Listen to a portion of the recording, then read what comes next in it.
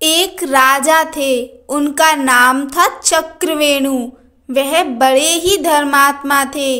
राजा जनता से जो भी कर लेते थे सब जनहित में ही खर्च करते थे। उस धन से अपना कोई कार्य नहीं करते थे। अपने जीविकोपार्जन हेतु राजा और रानी दोनों खेती किया करते थे। उसी से जो पैदावार हो जाता उसी से अपनी गृहस्थी चलाते, अपना जीवन निर्वाह करते थे। राजा रानी होकर भी साधारण से वस्त्र और साधारण सात्विक भोजन करते थे। एक दिन नगर में कोई उत्सव था तो राज्य की तमाम महिलाएं बहुत अच्छे अच्छे वस्त्र और बेशकीमती गहने धारण किए हुए आईं, और जब रानी को साधारण वस्त्रों में देखा तो कहने लगी कि आप तो हमारी मालकिन हो और इतने साधारण वस्त्रों में बिना गहनों के, जबकि आपको तो हम लोगों से अच्छे वस्त्रों और गहनों में होना चाहिए। यह बात रानी के कोमल हृदय को छू गई, और रात में जब राजा रनिवास में आए तो रानी ने सारी बात बताते हुए कहा कि आज तो हमारी बहुत फजीयत बेइज्जती हुई। सारी बात सुनने के बाद राजा ने कहा, क्या करूं, मैं खेती करता हूँ। जितना कमाई होती है घर गृहस्थी में ही खर्च हो जाता है। क्या करूं, प्रजा से आया धन मैं उन्हीं पर खर्च कर देता हूँ। फिर भी आप परेशान ना हो, मैं आपके लिए गहनों की व्यवस्था कर दूंगा, तुम धैर्य रखो। दूसरे दिन राजा ने अपने एक आदमी को बुलाया और कहा कि तुम लंकापति रावण के पास जाओ और कहो कि राजा चक्रवेणु ने आपसे कर मांगा है और उससे सोना ले आओ। वह व्यक्ति रावण के दरबार में गया और अपना मंतव्य बताया। इस पर रावण अट्टहास करते हुए बोला, अब भी कितने मूर्ख लोग भरे पड़े हैं। मेरे घर देवता पानी भरते हैं और मैं कर दूंगा। उस व्यक्ति ने कहा कि कर तो आपको अब देना ही पड़ेगा, अगर स्वयं दे दो तो ठीक है। इस पर रावण क्रोधित होकर बोला कि ऐसा कहने की तेरी हिम्मत कैसे हुई, जा चला जा यहाँ से। रात में रावण रानी मंदोदरी से मिला तो यह कहानी बताई।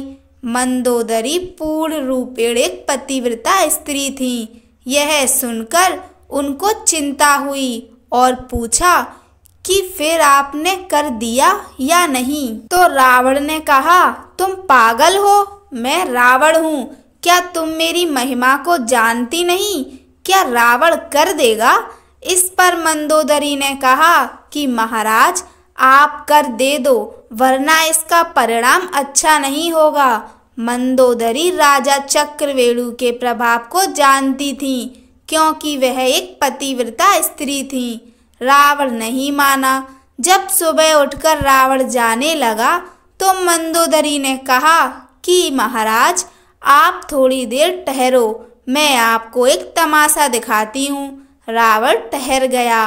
मंदोदरी प्रतिदिन छत पर कबूतरों को दाना डाला करती थी। उस दिन भी दाना डाली और जब कबूतर दाना चुगने लगे तो बोली कि अगर तुम सब एक भी दाना चुगे तो तुम्हें महाराज धीराज रावण की दुहाई है, कसम है। रानी की इस बात का कबूतरों पर कोई असर नहीं हुआ और वह दाना चुगते रहे। मंदोदरी ने रावण से कहा कि देख लिया ना आपका प्रभाव। रावण ने कहा, तू कैसी पागल है, पक्षी क्या समझे कि क्या है रावण का प्रभाव। तो मंदोदरी ने कहा कि ठीक है, अब दिखाती हूँ आपको। फिर उसने कबूतरों से कहा कि अब एक भी दाना चुना तो राजा चक्रवेणु की दुहाई है। सारे कबूतरों ने तुरंत दाना चुगना बंद कर दिया। केवल एक कबूतरी ने दाना चुना तो उसका सिर फट गया, क्योंकि वह बहरी थी, सुन नहीं पाई थी। रावण ने कहा कि ये तो तेरा कोई जादू है, मैं नहीं मानता इसे, और ये कहता हुआ वहां से चला गया। रावण दरबार में जाकर गद्दी पर बैठ गया। तभी राजा चक्रवेणु का वही व्यक्ति पुनः दरबार में आकर पूछा कि आपने मेरी बात पर रात में विचार किया या नहीं? आपको कर रूप में सोना देना पड़ेगा। रावण हंसकर बोला कि कैसे आदमी हो तुम? देवता हमारे यहाँ पानी भरते हैं और हम कर देंगे। तब उस व्यक्ति ने कहा कि ठीक है, आप हमारे साथ थोड़ी देर के लिए समुद्र के किनारे चलिए। रावण किसी से डरता ही नहीं था, सो कहा चलो, और उसके साथ चला गया। उसने समुद्र के किनारे पहुंचकर लंका की आकृति बना दी, और जैसे 4 दरवाजे लंका में थे वैसे दरवाजे बना दिए, और रावण से पूछा कि लंका ऐसी ही है ना? तो रावण ने कहा हाँ ऐसी ही है। तो तुम तो बड़े कारीगर हो। वह आदमी बोला कि अब आप ध्यान से देखें, महाराज चक्रवेणु की दुहाई है। ऐसा कहकर उसने अपना हाथ मारा और एक दरवाजे को गिरा दिया। इधर बालू से बनी लंका का एक एक हिस्सा बिखरा, उधर असली लंका का भी वही हिस्सा बिखर गया। अब तो वह आदमी बोला कि कर देते हो या नहीं? नहीं तो मैं अभी हाथ मारकर सारी लंका बिखेरता हूँ। रावण डर गया और बोला हल्ला मत कर, तेरे को जितना सोना चाहिए चुपचाप लेकर जा। उस व्यक्ति को ले जाकर कर के रूप में बहुत सारा सोना दे दिया। रावण से कर लेकर वह आदमी राजा चक्रवेणु के पास पहुंचा और उनके सामने सारा सोना रख दिया। चक्रवेणु ने वह सोना रानी के सामने रख दिया कि जितना चाहिए उतने गहने बनवा लो। रानी ने पूछा कि इतना सोना कहाँ से लाए? राजा चक्रवेणु ने कहा कि यह रावण के यहाँ से कर के रूप में मिला है।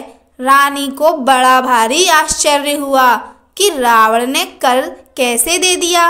रानी ने कर लाने वाले आदमी को बुलाया और पूछा कि कर कैसे लाए। तो उस व्यक्ति ने सारी कथा सुना दी। कथा सुनकर रानी चकरा गई और बोली कि मेरे असली गहना तो मेरे पतिदेव जी हैं, दूसरा गहना मुझे नहीं चाहिए। गहनों की शोभा पति के कारण ही है, पति के बिना गहनों की क्या शोभा। जिनका इतना प्रभाव है कि रावण भी भयभीत होता है, उनसे बढ़कर गहना मेरे लिए और हो ही नहीं सकता। रानी ने उस आदमी से कहा कि जाओ यह सब सोना रावण को लौटा दो और कहो कि महाराज चक्रवेणु तुम्हारा कर स्वीकार नहीं करते। मनुष्य को देखा देखी ना पाप ना पुण्य करना चाहिए और सात्विक रूप से सत्यता की शास्त्रोक्त विधि से कमाई हुई दौलत में ही संतोष करना चाहिए। दूसरे को देखकर मन को बढ़ावा या पश्चाताप नहीं करना चाहिए। धर्म में बहुत बड़ी शक्ति आज भी है, करके देखिए, निश्चित शांति मिलेगी। कहानी सुनने के लिए आप सभी का धन्यवाद। जय श्री राम।